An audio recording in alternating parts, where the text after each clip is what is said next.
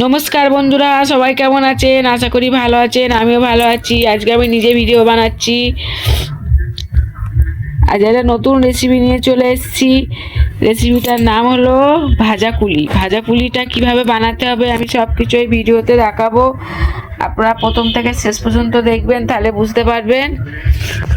ভাজা পুলি বানানোর জন্য নিয়েছি আমি 3খানা রাঙা আলু, 250 গ্রাম মুগ ডাল নিয়েছি, আর 2খানা নারকোল কেটে ছুলে ভেঙে পুরো পরিষ্কার করে নিয়ে চলে এসেছে। এই দেখুন, কুড়ুনি বটিও নিয়ে নিয়েছি। এই ডাল রাঙা আলু একসাথে সিদ্ধ করব, তবে কেটে ধুয়ে পরিষ্কার করে আবার আসছি। রাঙা আলু আর ডাল ধুয়ে আমি প্রেসারে দিয়ে দিয়েছি। এবার আমি প্রেসারে একটা সিটি মারবো, একটা সিটি মারলেই সিদ্ধ হয়ে যাবে। চলুন তাহলে আমি গ্যাস জেলে রাঙা আলু আর ডালটা সিদ্ধ করে নিই। ওদিকে ডাল রাঙা আলু সিদ্ধ হচ্ছে, এদিকে আমি নারকোলটা কুড়ে নিই। আর ডালে বেশি জল দিলে হবে না, আবার একদম ঘন করলে হবে না, তাহলে আর এটা গুঁড়িটা মাখা যাবে না। তার জন্য ভালো করে ঠিকঠাক করতে হবে। আপনারা দেখতে থাকুন, আমি দেখিয়ে দেবো কতটা পাতলা কতটা ঘন থাকা দরকার। চলুন ওদিকে ডালটা সিদ্ধ, ততক্ষণ আমি নারকোলটা কুড়ে নিই। নারকোল কোড়া হয়ে গেছে, এই দেখুন। নারকোল মালা চোঁচ, এই দেখুন নারকোল কোড়া হয়ে গেছে। এদিকে প্রেসারের সিটি পড়ে গেছে, নামিয়ে রেখেছি, এখনো আওয়াজ হচ্ছে, এই দেখুন। আর এদিকে নিয়ে নিয়েছি 1 কিলো সিদ্ধ চালের গুঁড়ি। এই ডাল দিয়ে আর রাঙা আলু দিয়ে মাখবো। এটা ঠান্ডা হলে, প্রেসারটা ঠান্ডা হলে তারপর খুলবো। খোলার পরে গুঁড়িটা মাখবো, মেখে নারকোলটা ছাই মারতে যাবো। আপনারা দেখতে থাকুন। স্বাদ মতো লবণ দেব। ডাল সিদ্ধ করার সময় আমি লবণ দিইনি।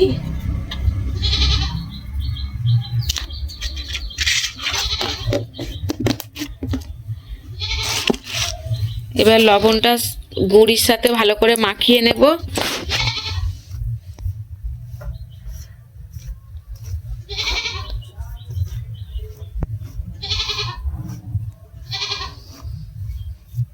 মাখানো হয়ে গেছে।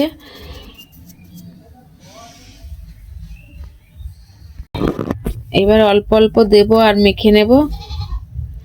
একা একা মাখছি তো, আপনারা জানেন জল দিয়ে মাখার সময় কীভাবে মাখতে হয়, সেইভাবেই মেখে নিতে হবে। অল্প অল্প দিয়ে আর এই গরম থাকতে থাকতে মাখতে হবে।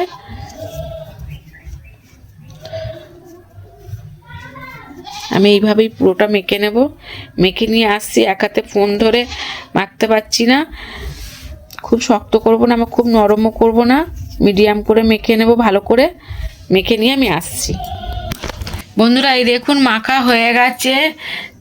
অল্প অল্প করে মেখেছি বলে 3টে নাড়ু হয়েছে। এই দেখুন, একটা ছোট, তারপরে মাঝারি সাইজ, তারপরে বড় সাইজ। আমি এই ন্যাকড়াটা, এই কাপড় ছেঁড়াটা ধুয়ে পরিষ্কার করে নিয়ে চলে এসেছি, ভিজিয়ে নিয়ে এসেছি। ভিজানো আমি এটা ভালো করে চাপা দিয়ে দেবো। চাপা দিলে নরম থাকবে আর ভালোও থাকবে।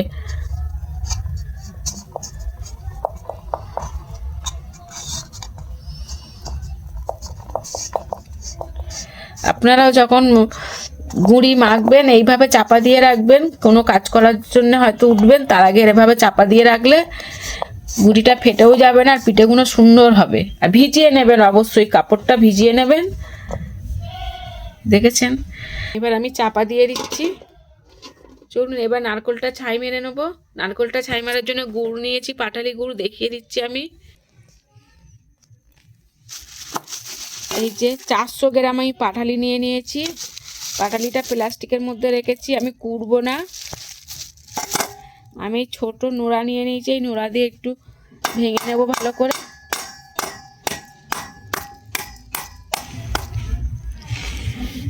এই দেখুন ভেঙে নিয়েছি, পুরো ভেঙে গেছে। প্লাস্টিকটা হালকাভাবে ছিঁড়ে গেছে, কিন্তু ছড়িয়ে যায়নি কোথাও।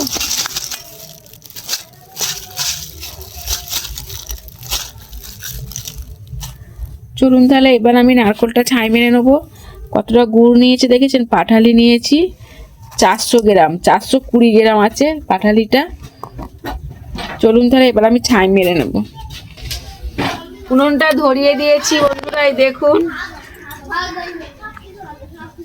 এবার ছেলে এসে ধরেছে, ভিডিওটা করছে ফোনটা ধরে।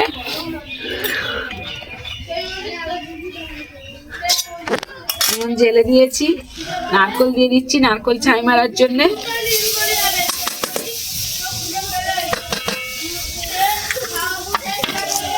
ভেঙে রাখা গুড় দিয়ে দিচ্ছি, পাটালি।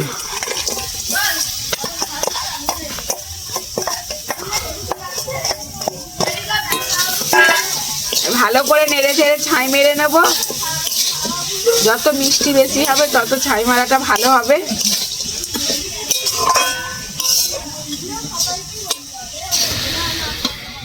এই ভাজা কুলি খেতে খুব ভালো লাগে, আর আমি যেভাবে বানাচ্ছি আপনারা সেইভাবে বানিয়ে বাড়িতে খেয়ে কমেন্ট করবেন কেমন লাগলো।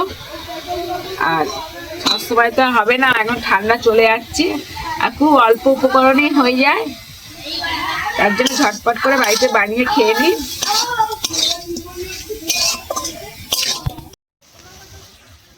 এই দেখুন কত সুন্দর কালার হচ্ছে, দেখেছেন। যত মিষ্টি দেবেন তত খেতে ভালো হবে, আর নারকেলের পাকটা খুব সুন্দর হবে। অল্প করে গোলমরিচ গুঁড়ো দিয়ে দেবো। এই নারকেল ছাই মারার সময় গোলমরিচ দিলে খুব সুন্দর টেস্টি হয়। একদম অল্প করে দিলাম।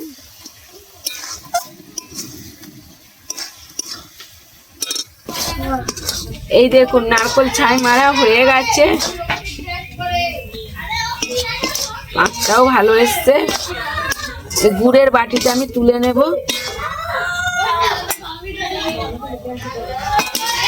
একটু ঠান্ডা হবে আবার পিঠে করা শুরু করবো। বাচ্চারা সব রাস্তায় খেলা করছে, চেঁচামেচি করছে।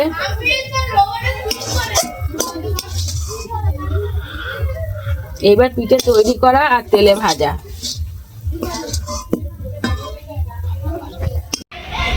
কড়া পরিষ্কার করে নিয়েছি,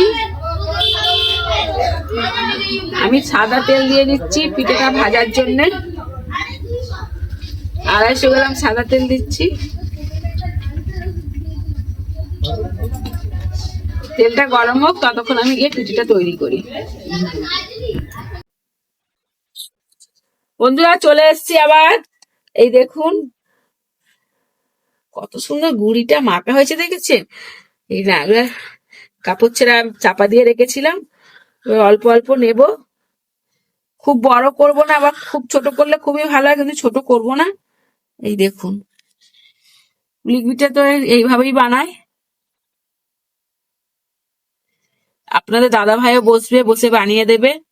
এদিকে তেলটা আমি উনুনটা জেলে দিই। নুনটা নিভে গেছে।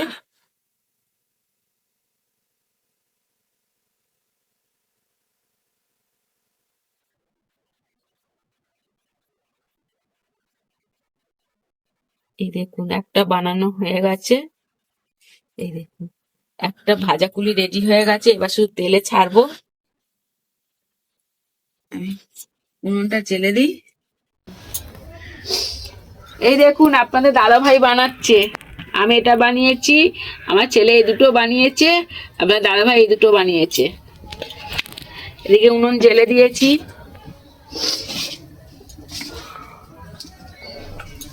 এবার আমিও বানাচ্ছি। এইভাবেই সবকটা বানিয়ে নেব, আর তেলে ছাড়ার সময় আবার দেখাবো তেলটা গরম হলে। এই দেখুন আপনাদের দাদা ভাই অনেক কটা করে দিয়েছে। এদিকে তেল গরম হয়ে গেছে, আমি তেলে দিয়ে দেবো আস্তে আস্তে।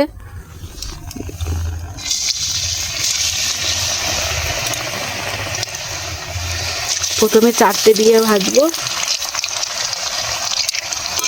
লাল লাল করে ভেজে নিতে হবে। এত গরম হয়ে গেছে তেল, জালটা কমিয়ে দিই। এই দেখুন চুবিতে ছোট্ট একটা কাগজ পেতে নিয়েছি। এই দেখুন আমি কিন্তু সিদ্ধ চালের করছি, আপনারা চাইলে আতপ চালের গুঁড়িতেও করতে পারেন। আমি সিদ্ধ চালের গুঁড়িতে বানাচ্ছি।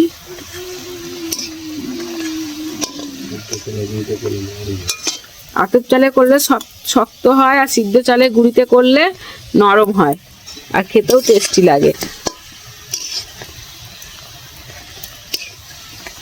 ভাজা হয়ে গেছে, এই দেখুন লাল লাল করে। এবার তুলে নেব। এই দেখুন 4টে হয়ে গেছে,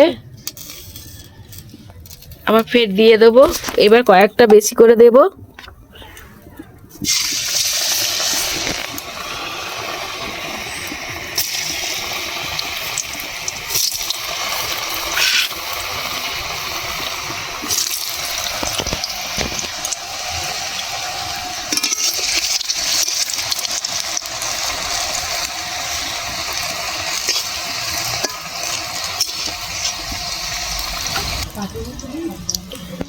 রেডি হয়ে গেছে ভাজা পুলি। এই দেখুন,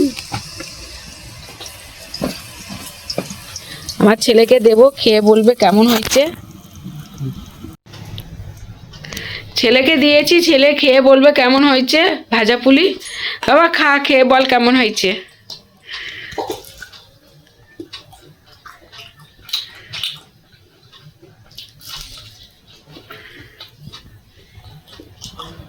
দারুণ হয়েছে।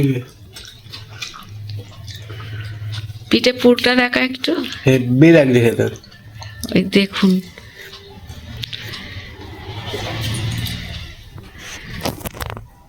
আমার ছেলে বললে হেব্বি লাগছে। বন্ধুরা, আমার ছেলে খেয়ে বললো খুব ভালো হয়েছে, হেভি হয়েছে। তাহলে আপনারা এইভাবে বাড়িতে বানিয়ে খেয়ে বলবেন আমাকে কেমন লাগলো, কমেন্টে জানাবেন। আবার আগামী ভিডিও দেখা হচ্ছে। সবাই ভালো থাকুন, সুস্থ থাকুন, আমার ভিডিও দেখতে থাকুন, আর অবশ্যই সাবস্ক্রাইবার করুন। আমার সাবস্ক্রাইবার প্রচুর কম, কিন্তু আমি ভালো ভালো ভিডিও নিয়ে এসে দেখাচ্ছি। আমি চাই যে আপনারা সাবস্ক্রাইবার করুন, আরো নতুন নতুন ভিডিও নিয়ে এসে আমি দেখাবো। তা আপনারা সবাই ভালো থাকুন, সুস্থ থাকুন।